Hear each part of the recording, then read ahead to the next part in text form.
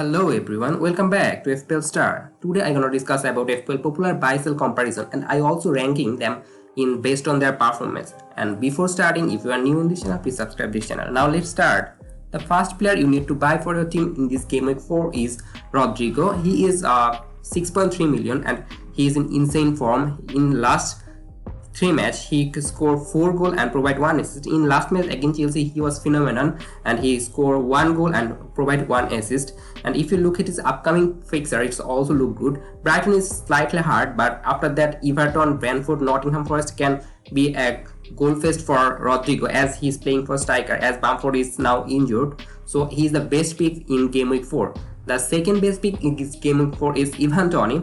He is like Rodrigo, a striker, but he is below Rodrigo because his fixture also looks good, but Rodrigo is in great form. I think he is in the his best life form, but Toney is good. His goal per match ratio is 0.82, which is lower than Rodrigo. That's why I think Toney is below than Rodrigo, but he is also a good because his fixture is good. And if you want to go for three forward option, then Toney should be the third one. First one Kane or Haaland, and then Jesus obviously. Then Toney you can be pick. If you look at Toney's last 3 match performance in Fulham, he scored 1 goal, and with Manchester United he provided 2 assists. In this match Brentford was phenomenal, so I think that's why Toney is a good pick for your team and he is essential. These 2 players are essential. The third player in game week 4 should be Martinelli, and I know a lot of managers have Martinelli in their team. And if you don't have Martinelli in your team, then you should buy him because he is also essential. He is giving you a lot of points and he's a midfielder. Arsenal playing well. He playing as a striker, sometimes as a left winger. That's why I think Martinelli is better option.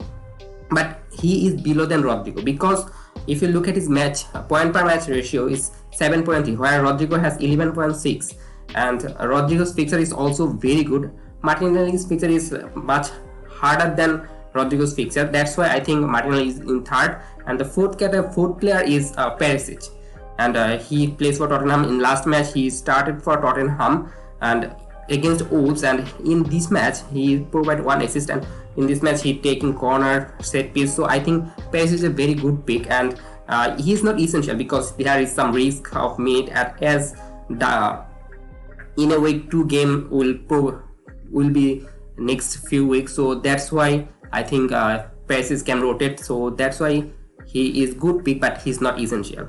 Now move on to the 5th and 6th pick. Fifth pick is Kevin De Bruyne, and 190k manager transfer him in. I think he is an alternative to Salah because Salah is performing well as well, but Kevin De Bruyne is performing far better. If you look at his point per match 6.3, and in last match he got Newcastle and provide 1 assist, but before that in Bournemouth match he scored 1 goal and provide 1 assist. And if you look at Manchester City's fixture, Crystal Palace, Nottingham Forest, Aston Villa is good, but there is a slight rotation risk for Kevin De Bruyne as next week I think 2 game week in 1 week, so that's why I think Kevin De Bruyne can be rotated in easy games like Nottingham Forest, so that's a slight risk, and that's why he is in good. The 6th player is Zinchenko. He is playing for Arsenal. Arsenal defense looks good, and he is looks attacking left back, and he is in very advanced in the opponent box. So I think he is a good pick, and he is below Kevin De Bruyne or Perisic because he is not as attacking as Perisic, because Perisic is playing as a left wing back, but Zinchenko playing as a left back. There is slight difference. That's why he is below than Perisic. Now I will go for the 7th and 8th option, and they are Saliba. He is 4.6. He is cheaper than Zinchenko, but I don't think he is as attacking as Zinchenko. If you look at his goal ratio is 0.03, while Zinchenko has 0.25. That's why I think you should go for Saliba, but it's not a good option, but it's a optional option. You can go for him if you want to go for a cheap defender, then you have to go for him. And the 8th option is Trippier. His fixture looks not good. Wolves, Liverpool is hard, but Newcastle is in great form, and in last match against good opponent Trippier scored a phenomenal free kick goal, and it's about Manchester City, so I think he can score against any opponent, but it's light risk to go for a player who has very hard fixture. So I don't think he's a very good option, but he's an optional option because Newcastle defense looks sharp this season. Now I will move on to the last two players, and this player you should avoid is Zaha and Odegaard. I already told them about essential and differential videos. Zaha is an ignore because his next match is Manchester City, and Manchester City looks very good, and Manchester City is very good team. Zaha playing as a countering player, he's also good, but if you look at Newcastle player, Saint at maximum and Wilson, they are very good. But if you look at Crystal Palace, other than Zaha, there is no player at this level. Like AJ or Edward is not, or Mateta is not that good. That's why I think Zaha is not a good option, and in this game week you should ignore him. And the last ignore is Odegaard. In last match he playing very well. He scored 2 goals, but he was lucky. One of the goal was Gabriel Jesus, and he shot it. And that's why I think he's not a very good FPL pick, and you should avoid and ignore him. Now move on to the popular sell category. The first player you should sell in your team if you have Nunes in your team. It's compulsory and it's essential because he was suspended for 3 September and he will miss 1 or 2 games. That's why I think his price will also drop. That's why you should get rid of him. And the second option is Koulibaly. He was red carded in last match against Leeds United. So that's why he should be sold, and it's an essential because a red card player you never want in your team. The other 3 and 4 option is Bailey. His fixture looks very hard, and that's the reason to sell for Bailey. And if you look at this Bailey, he has some rotation risk in 3 matches. One of them he was playing as a substitute. That's not a very good thing for your team, and that's why he's an essential, and their fixture is very bad. West Ham, Arsenal, Manchester City, Leicester is very hard to score goal, and in recent performance Bailey's performance was also good, so that's why he is sell. But if you have Nunes and Koulibaly in your team, they are must sell, then you couldn't sell Bailey. And the fourth sell for Game Week 4 should be the Neto priority list, because Neto is not playing as a very good player. He is like playing winger, but Wolves scored a very least goal, and that's why Neto is not a very good option, and that's why you should sell him. And it's a good sell, but it's not essential. If these above 3 are essential, Nunes, Koulibaly or Bailey, but Neto is a good sell for your team.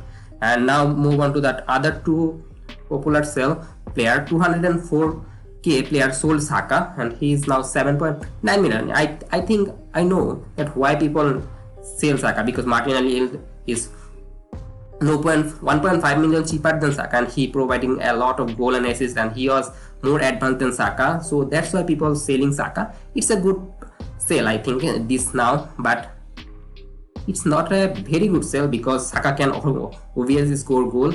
And if you look other sell like Neto and Bailey, you should prioritize them. Then if you have to sell Saka, you can go for it.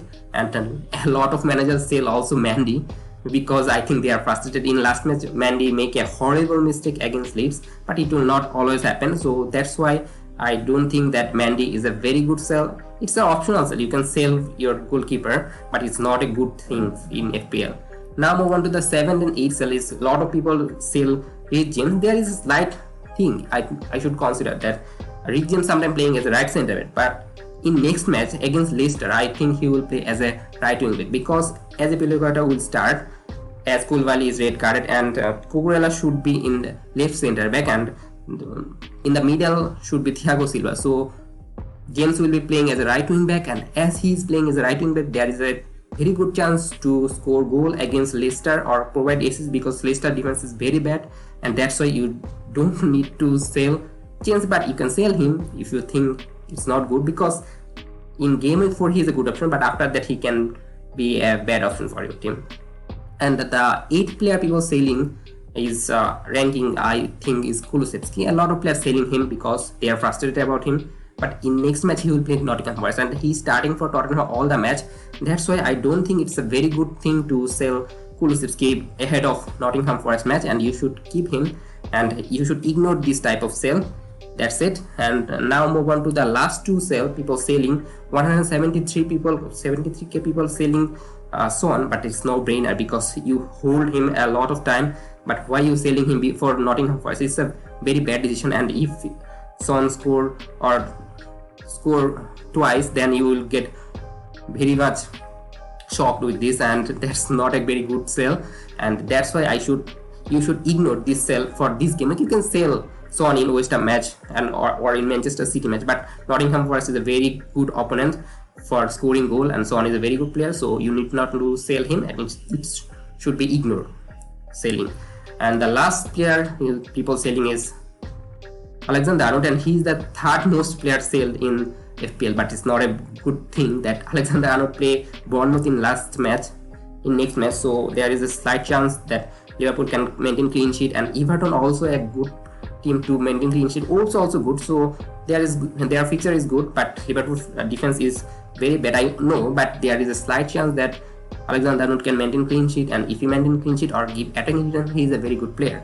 Now I will move the fixture difficulty rating based on the priorities of the game week 4, 5 and 6, and I think there's the most favorable fixture is now for Brentford, and Brighton have also a very good fixture, Leeds has good fixture, and other page I think Manchester City have very good fixture, Crystal Palace, Nottingham Forest, Aston Villa, Wolves is very good, and the most hardest fixture is Nottingham Forest.